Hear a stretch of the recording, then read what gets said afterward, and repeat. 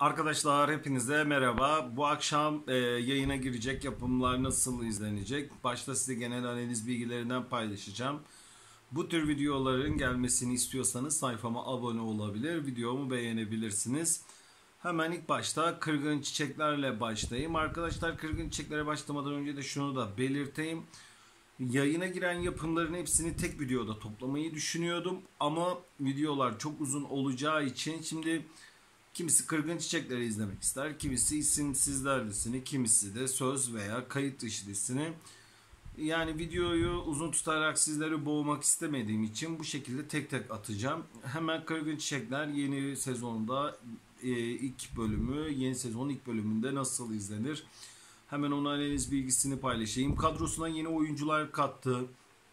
Yine yayınladıkları fragmanlara baktığımızda yine dram ağırlıklı bölümlerin bizi beklediğini gösteriyor ve galiba ben yeni katılan oyuncularda şunu da anladım. Olay artık polisiye tarafına da çok geçmeye başlayacak arkadaşlar.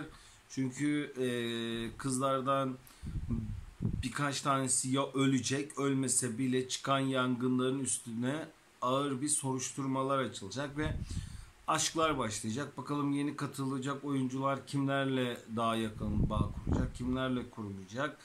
Bizleri yeni oyuncularda nasıl sürprizler bekleyecek hepsini göreceğiz. Kırgın Çiçekler yeni bölümünde nasıl izlenir?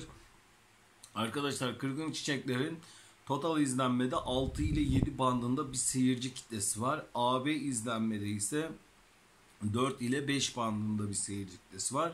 ABC1'de 5 ile 6 bandında bir reyting seyircisi var.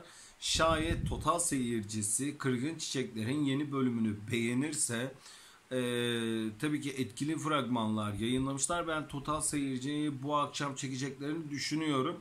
Eğer seyircisi bölümü beğenirse zap yapmadan izler ve diziye ilk bölüm 6 ile 7 bandında bir reyting bırakabilir. AB seyircisinin diziye pek yakınlık kuracağını düşünmüyorum. Şundan dolayı pek inandırıcı tarafı gelmeyebilir. Çünkü kayıt dışı, isimsizler ve söz dizileri AB seyircisine daha yakın diziler olduğu için oradaki izlenme oranlarını büyük ihtimalle alabilirler. Kayıt dışı diyorum. Kırgın Çiçekler dizisine küçük bir oran kalabilir.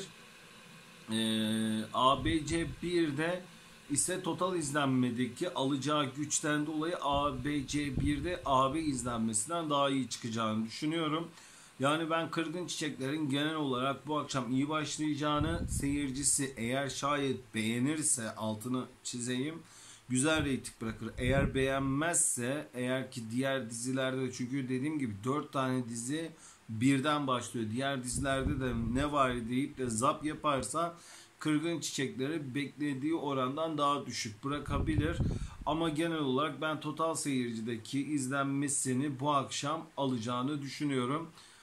Akşama Kırgın Çiçekler'in yeni bölümü nasıl izlenecek? Onun hakkında da detaylı analiz bilgileri paylaşacağım. Sayfama abone olmayı unutmayın.